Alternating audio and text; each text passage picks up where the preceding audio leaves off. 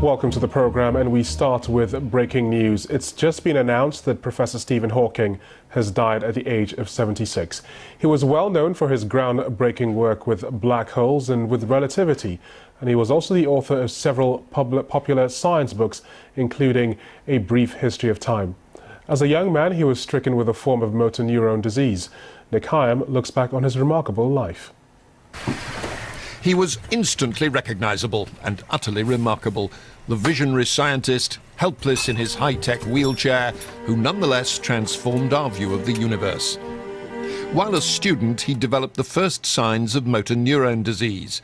Gradually, his body shut down, till he could communicate only using a computerised voice synthesizer, controlled to start with by hand. It didn't hold him back. I was never actually told that I had only 2 years to live, but I could see the doctors didn't think my prospects were good. His fame sprang from his book, A Brief History of Time. It sold 10 million copies, but though many bought it, rather fewer actually read it. His theories about time, space and black holes were stupendously difficult for non-specialists to grasp, but he turned out to have a genius for communication. He gave lectures and interviews and became an unlikely celebrity. He even appeared in The Simpsons. I don't like your tone. If you are looking for trouble, you found it. Yeah, just try me, you... Oh! The public loves to have celebrities who aren't, you know, the run-of-the-mill, you know, Passion Beck's kind of celebrities. And so when you have someone who actually has a significant intellectual accomplishment, who becomes famous, you know, people like me go, oh, that's great. I wish there were more of them. And on an episode of Star Trek, he played poker with Isaac Newton, his predecessor as Lucasian Professor of Mathematics at Cambridge. Physics. The day that apple fell on my head was the most momentous day in the history of science. Not the apple story again.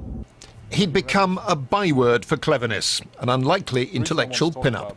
He fills that sort of place we need for a symbol of brain power.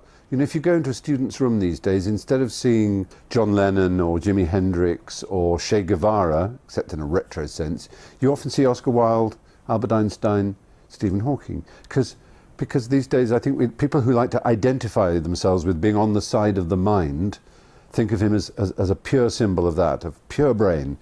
His private life was complicated. With his first wife, Jane, he had 3 children, and she looked after him, until in 1990 he left her for his nurse, Elaine. They eventually married, only for claims to emerge that Hawking had been physically abused. Police investigated, but the case was dropped for lack of evidence. The couple later divorced. Too often they are told that it's just stupid questions to ask. But this is said by grown-ups who don't know the answers and don't want to look silly by admitting they don't know. He never lost his sense of humour, though by the end he could only speak by twitching his cheek to move an infrared beam.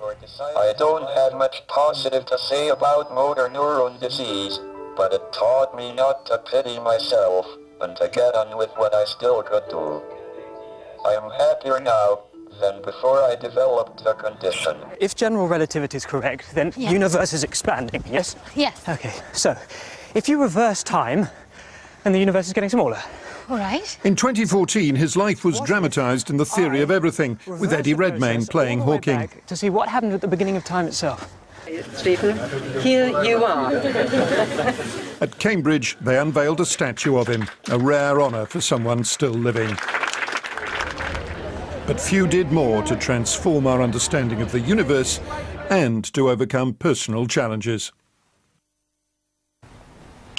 And there's a statement which has been released by Professor Stephen Hawking's family. It says, we are deeply saddened that our beloved father passed away today. It says he was a great scientist and an extraordinary man whose work and legacy will live on for many years. It does go on to say that his courage and persistence with his brilliance and humour inspired people across the world. And then they go on to quote him. It says, he once said, it would not be much of a universe if it wasn't home to the people you love. And it concludes, we will miss him forever. Professor Stephen Hawking, who has died at the age of 76.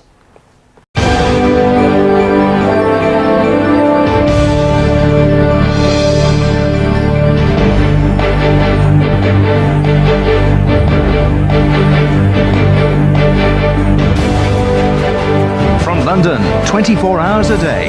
This is BBC World Service Television.